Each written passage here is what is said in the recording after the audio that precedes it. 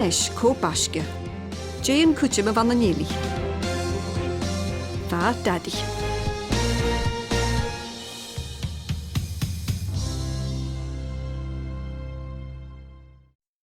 Wel garden as yn iartord go jiri ieich eilis o'r BBC ALBA.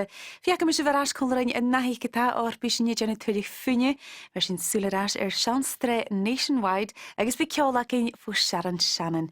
Sy'n agos gilior eilir i hun gefn nahi ach yn y norsyn fym sy Fiona agos fan ysgybig i leir isio eich fa.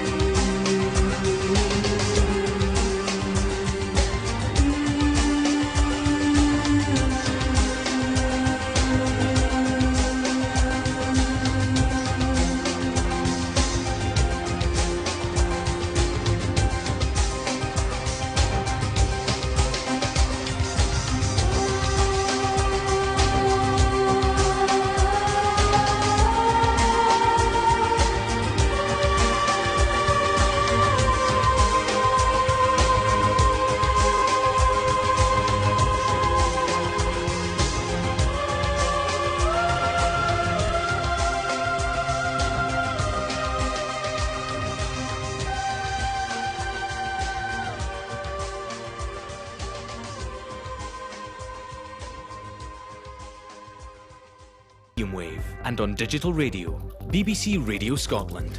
The news at midnight with Callum Watson. The families of some of the 16 men who died in the Super Puma helicopter crash in the North Sea in 2009 have spoken of their unhappiness that there'll be no prosecutions, despite the inquiry finding it might have been preventable.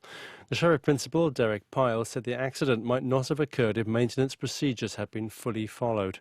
One of those who died was Raymond Doyle. His daughter Lorraine is angry with the operator Bond. I don't know how they could possibly even come to that conclusion that would bring us closure. But all the whole inquiry just points fingers at Bond's negligence. They didn't follow procedures, and for them to come back and say, "I hope it brings closure," is a bit of a kick in the face, really, for us. 4 people are believed to have been killed in a civilian helicopter crash at Gillingham in Norfolk. Officers were called to the scene around 7:30 this evening. There are reports of thick fog in the area. Our reporter Andy Moore says it's the second fatal helicopter crash in the area in recent months. In January this year there was a military helicopter. It was an American military helicopter that came from RAF Lakenheath in Suffolk, and that crashed on the Norfolk coast. That was a paveway helicopter. All 4 crew members on board that helicopter were killed. There's an ongoing investigation into that crash, and now the Air Accidents Investigation Branch have confirmed tonight that they're sending a team to investigate this latest incident. The hacking trial at the Old Bailey has heard that Princess Diana gave a royal phone book to a reporter at the News of the World to take on her estranged husband. The paper's former royal editor, Clive Goodman, said she sent the directory to him in 1992. He denies paying police or public officials for the phone books. The number of people known to have died in a gas explosion yesterday in New York has risen to 8. Officials said the body of the latest victim was found in the rubble of buildings that collapsed in East Harlem. US officials helping in the search for the missing Malaysian Airlines plane have told the BBC that their efforts are shifting focus to the Indian Ocean. US Navy is moving its destroyer USS Kidd further west as the search continues. Reporting from Washington, here's our correspondent Rajini Vaidyanathan. As the mystery around the disappearance of flight MH370 continues, US officials say the search is being expanded, with efforts moving west to the Indian Ocean. One official told the BBC the reasons for this shift: don't necessarily mean investigators have any specific leads on what exactly happened to the plane. White House spokesman Jay Carney said fresh lines of investigation were the reason why the scope had widened.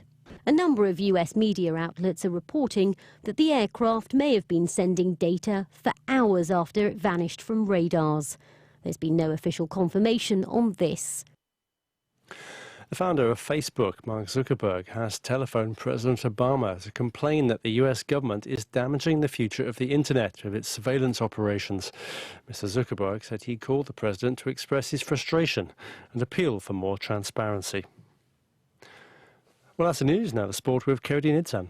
The Celtic Chief Executive Peter Lawwell rates Murrayfield as a magnificent stadium and the obvious choice for the start of the club's Champions League campaign. With Celtic Park in Hampden being used for the Commonwealth Games, Celtic have confirmed they'll play their first 2 Champions League qualifiers in Edinburgh at the home of Scottish Rugby if they win the Premiership.